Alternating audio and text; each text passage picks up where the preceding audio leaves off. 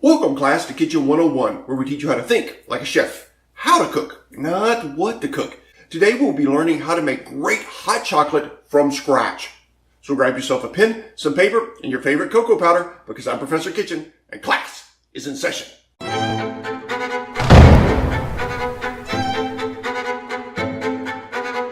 One of the best things about cold weather is that it is a perfect excuse to indulge in some delicious hot drinks that just won't work during the summer months. The undisputed king of indulgent hot beverages is hot chocolate. Hot chocolate. I can't get enough. The rich, creamy chocolatiness is a super comfort food. Sadly, most people's idea of what hot chocolate is comes from one of these little prepackaged deals. You see, these prepackaged hot chocolate packs suffer from the same problems as all prepackaged things. That is, they are designed more for convenience than for flavor or nutrition. Take a look at the cocoa mix you have in your home right now. Chances are that the number one ingredient is not cocoa or milk, but rather sugar or corn syrup. The weird thing is that hot chocolate isn't hard to make, especially in today's high technology world. No, you won't be using your smartphone to do this, but you will use a couple of different kitchen devices to pull off this wonderful treat. So let's take a few minutes to walk through making your own amazingly delicious hot chocolate from scratch. First, gather your ingredients. This is a short but definitive list. Since we are talking about hot chocolate, you're going to need some chocolate. In this case, we're going to use powdered cocoa or cacao. Yes, there's a difference. No, it doesn't matter for this application. You're also going to need some liquid to dissolve the chocolate in. We're going to go with two different ones. First, some boiling hot water. Second, something fatty to give the drink some great mouthfeel and weight on the stomach that all comfort foods have. I like to use heavy cream for mine. If you're vegan or are watching your dairy intake, then you could use coconut milk. If you're going the coconut milk route, use the whole fat stuff for best results. The last ingredient you're going to need are any flavorings you want. Traditionally here in the States, a sweetener is added. Adding a little vanilla or cinnamon would be nice.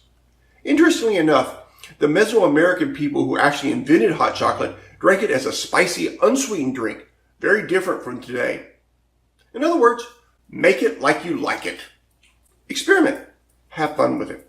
Yeah! Now, let's assemble the hardware. You're going to need a cup or mug to hold the awesomeness, along with a spoon to stir it all up. Get something to heat up the water, a pot on the stove, or, in my case, an electric kettle. Last of all, you're going to want a microwave. Let's get to it. Start with getting your water to a rolling boil. The hotter the water, the easier the chocolate will dissolve. Now, put a bit of hot water into your mug. Not too much, just about 1/8 of the cup. Then put about a tablespoon of chocolate as well as any sweetener or flavorings. Give it a bit of stir. Now add about another 1/8 of the mug of water and stir it again.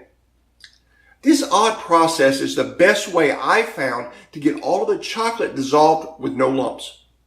The first bit of water keeps the powder from sticking to the bottom of the mug and gives a bit of liquid for it to merge with. Stirring it at this point gets most of the powder integrated. You'll notice with the second batch of water and stirring that all the remaining bits of powder just seem to disappear like magic, even though there is not a lot of liquid in there. Now that all the powder is dissolved, let's fill the mug up to about 1/2 to 3/4 full of hot water. Then we're going to fill it the rest of the way with your fat of choice. I'm using heavy cream. Give it a gentle stir to get the fat and water mixed. Here is where the microwave comes into play. Most likely your cocoa is a bit tepid after adding the cream. Let's fix it by microwaving it for about 30 to 60 seconds. If you're so inclined, add a handful of marshmallows on top. Oh yeah, that's good stuff. The great thing about this method of making hot chocolate is that it is so versatile. Everyone can easily fix their cocoa their way. It even scales easily. Having friends over? Not a problem. Just boil enough water. One of the crew have a special dietary need? No issues. As each person's drink is fixed individually, they can be catered to quite easily. Give this method a go and let me know how it turns out for you in the comments section below. You have a better way? I'd love to hear about it. Slap it down there in the comments as well. Thank you all for coming today. I hope you have a great week. God bless. Class dismissed.